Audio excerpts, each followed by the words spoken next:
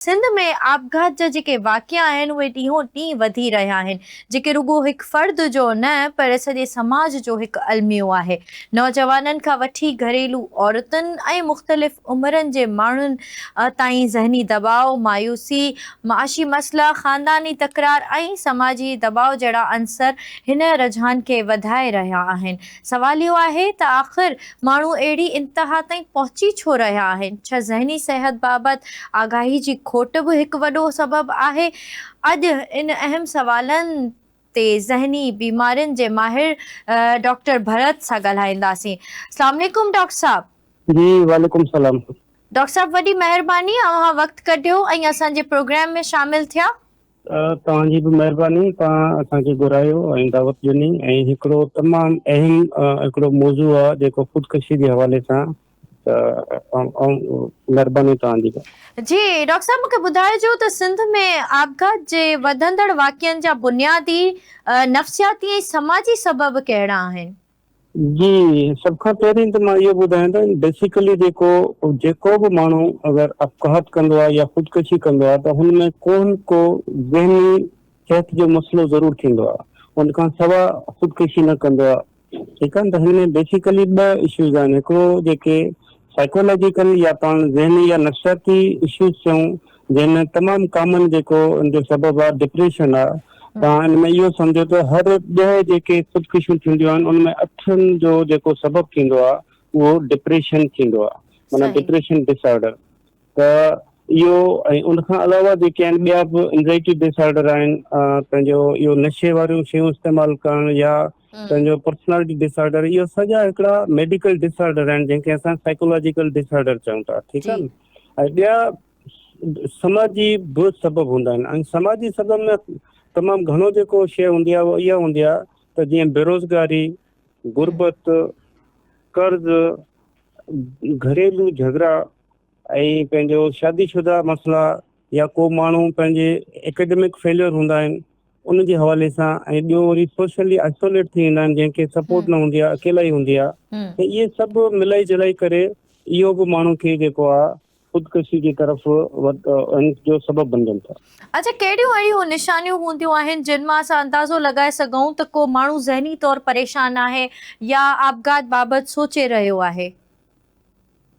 जी हा, इहो हिकिड़ी ॻाल्हि तव्हांखे मां ॿुधायां, ख़ुदकुशी कॾहिं बि जल्दी न थींदी आहे। माण्हू इहे सम्झंदा आहिनि त इन जे सबब जे करे ही थी वियो, ईअं न थींदो आहे। इहो काफ़ी टाइम लॻंदो आहे हिन खे।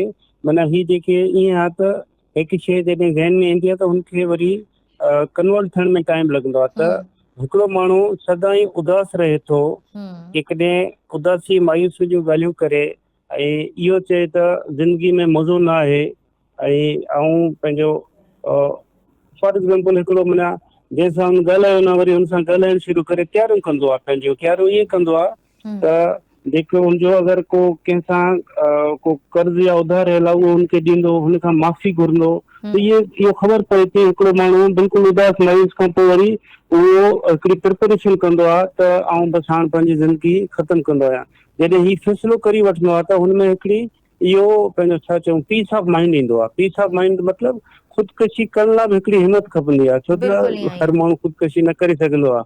त ख़ुदकुशीअ जो जॾहिं फ़ैसिलो कंदो आहे न, उहो फेस जेको हूंदो आहे न हुनजो इंतिहाई पीस ऑफ माइंड में हूंदो आहे। पोइ हुन में उहे कमु कंदो आहे जेके हुनजा छॾियल कमु हूंदा आहिनि। मिसाल, कंहिंसां माफ़ी घुरणी आहे, कंहिंखे कर्ज़ु वापसि करिणो आहे, को कंहिंखे लेटर लिखिणो आहे, इहे तयारियूं कंदो आहे। ऐं हुन सां गॾोगॾु इहो बि ॻाल्हियूं कंदो आहे त बसि यार हाणे ज़िंदगी में मज़ो न आहे, हिन खां बहितर आउं हुजां ई न, ऐं हरू भरू ॿार आहियां। माना इन जहिड़ियूं जेके पाण चऊं ॻाल्हियूं आहिनि, इहे ॻाल्हियूं कंदो आहे। जी डॉक्टर साहब, जेकॾहिं ख़ानदान, दोस्त ऐं साथी अहिड़ियूं निशानियूं कंहिं फ़र्द में ॾिसनि त खेनि फौरी तौर कहिड़ा क़दम खणणु घुरिजनि? सभ खां पहिरियों त ॻाल्हि इहा आहे त हुन सां तमामु हमदर्दी सां ॻाल्हाइणु खपे। जेको बि जंहिं अटेंड कयो आहे, बची वियो आहे या हुनखे अहिड़ा ख़्याल अचनि था त हुन सां सभ सां पहिरियों जेको आहे हमदर्दी सां ॻाल्हाइणु खपे। त हुनखे जिद न करणु खपे न। ऐं ॿी ॻाल्हि हूंदी आहे हुते तंज़ बि न करणु खपे, छो त पाण अक्सर क्रिटिसाइज़ करे वठंदा आहियूं त उहो बि हुनखे ॾाढो ॾुखियो लॻंदो आहे। ऐं हुनखे अकेले न छॾणु खपे। जॾहिं बि छो त हीउ जेको मरहल हूंदो आहे, ॾाढो ॾुखियो हूंदो आहे हुनजे लाइ, छो त हू बिल्कुलु हुन स्टेज ते हूंदो आहे त हुनखे मामूली बि मौक़ो मिले त हू अटेम्प्ट करे वठंदो।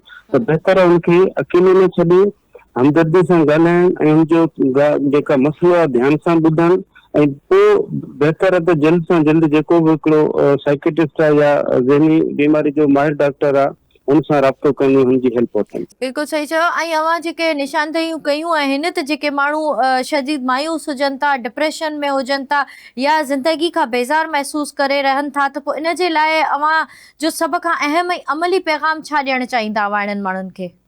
देखो, मां हिकिड़ी ॻाल्हि इन्हनि खे या सभिनी जेको उन्हनि जी फैमिली आहे उन्हनि खे ॿुधाइणु चाहींदो आहियां त जंहिंखे बि जेकॾहिं इहो उदासी मायूसी थिए थी, जंहिंखे वीचारे खे ख़बर नथी पए, हू माना सोशलाइज़ नथो थिए, उनजो ॾोह न आहे, न ई फैमिली वारनि जो ॾोह आहे। हीअ हिकिड़ी बीमारी आहे जंहिंजो इलाज मौजूदु आहे। ऐं वक़्तु चवंदा आहिनि हमेशह हिकु जहिड़ो न हूंदो आहे, सुठो बि हूंदो आहे, ख़राबु हूंदो आहे, पर चेंज थींदो रहंदो आहे। त इहो पंहिंजो पाण में भरोसो रखो, छो त ॾुखियो वक़्तु बि गुज़री वेंदो आहे। ऐं जॾहिं जेकॾहिं अहिड़ी का शइ थिए थी, बदकिस्मती आहे त माण्हुनि खे ख़बर न आहे त ही का बीमारी आहे। हू इहो सम्झंदा आहिनि त भला को गुनाहनि जी सज़ा आहे, इन जे करे जेको आहे न असां सां थिए थो। त ही हिकिड़ी बीमारी आहे जंहिंखे चवंदा आहिनि शुगर जी कंहिंखे बीमारी थिए थी, ब्लड प्रेशर जी थिए थी, जी। इहो पंहिंजो मेंटल हेल्थ इशू बि थियनि था। त हुनजो बाक़ाइदी मेडिसिन आहिनि, डॉक्टर आहिनि, काउंसलिंग आहे, त उहो हेल्प करे सघे थी। त मुंहिंजो मैसेज उन्हनि लाइ इहो आहे त महिरबानी करे इन जे लाइ मायूस न थियो।